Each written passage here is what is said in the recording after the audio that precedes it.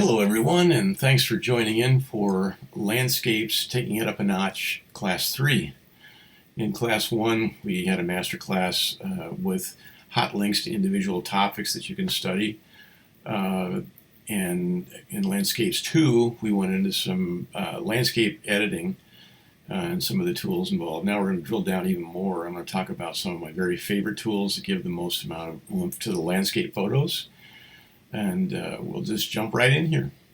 So the first of my tools that I want to discuss today, these are contrast tools. Remember how in Landscape 2, the editing tutorial, we talked about the three things that we adjust as landscape photographers. We adjust for brightness and contrast. That's number one.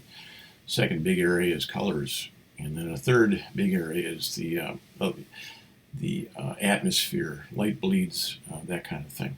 So today we're talking about brightness and contrast, and these two tools are magnificent tools. I use them a lot, and you get a lot of return on investment with these tools. They're two of my very favorites, and I'm guessing this first one, not too many people in the club and elsewhere have seen before.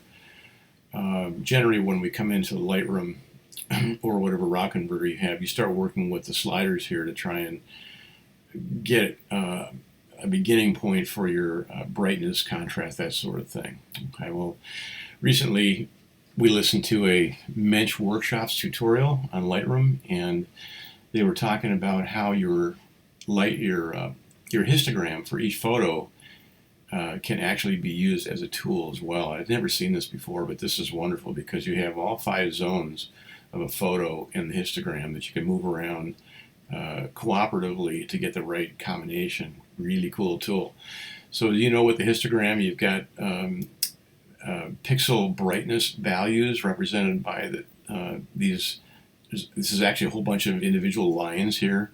So up here, for instance, in a peak, you've got a lot of pixels that are in the darker area of the histogram. Of course, these are the darks, the blacks.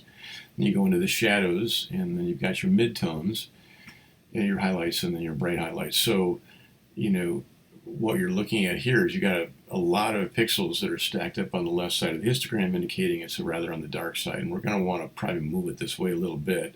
Of course, it's to taste ultimately, but I think we want to bring some more brightness into this photo. And you can actually do it by manipulating the histogram, believe it or not.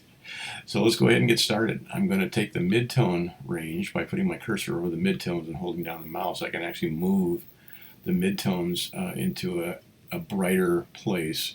Same with the brighter areas. I can move those up and down, and I can take the real brights, the highlights, over also. I don't want to get crazy with this because I kind of like it a little bit more so you can see detail in the feathers and such, so I don't get too crazy with it.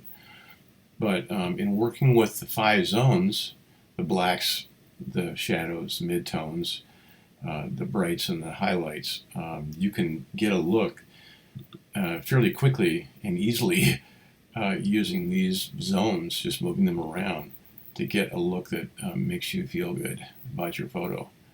And I'm going to probably stop it about in there as a basis for starting. I kind of like that. Might bring up the midtones a little bit more, bring down the shadows a little bit for a little bit more contrast. And that's it. So you can see I haven't touched any of these sliders, and yet I've done some pretty cool things to the picture itself, and have spread out the pixel a little bit so you have a little bit wider dynamic range on the photo.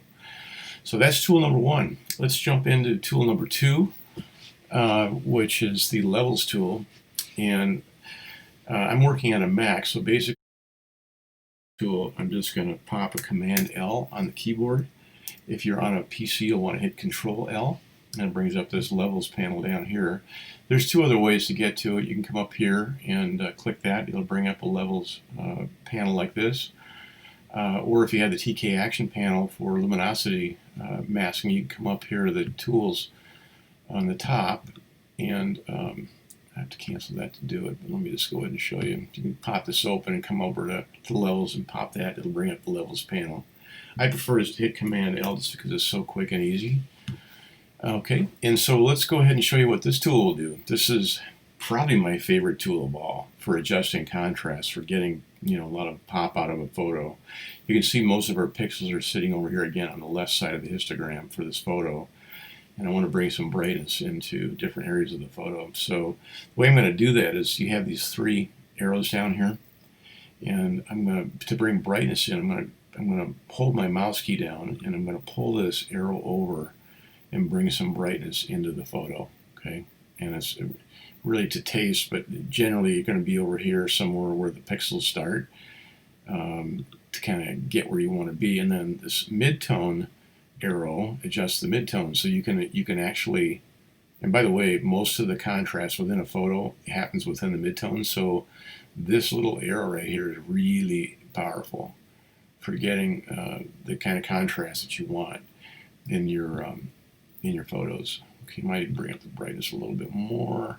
If you work with these two arrows primarily, you can develop contrast in a way that you really can't do any other way.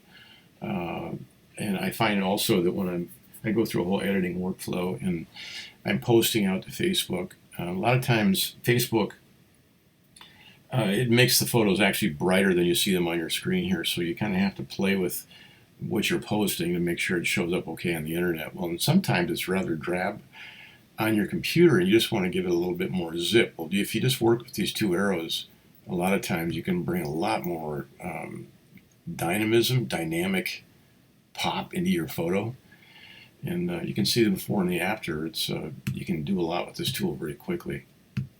Two of my favorite contrast tools. So I'm going to hit OK on that, and I'm going to go up basically to just say thank you for joining in today. My intent is to be teaching more of my favorite editing tools in the next few tutorials. They should be coming out in 2021. So thanks for tuning in, and we'll see you the next time. Take care. Bye.